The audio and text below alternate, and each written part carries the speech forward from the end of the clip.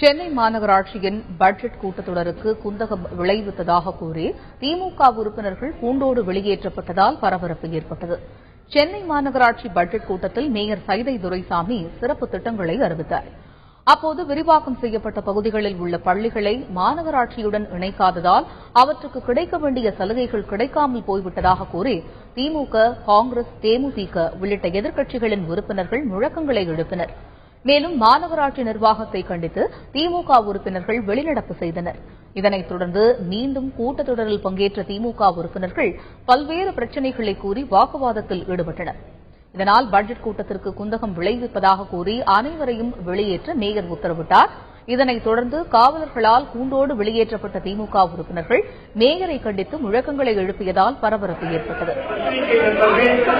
நான்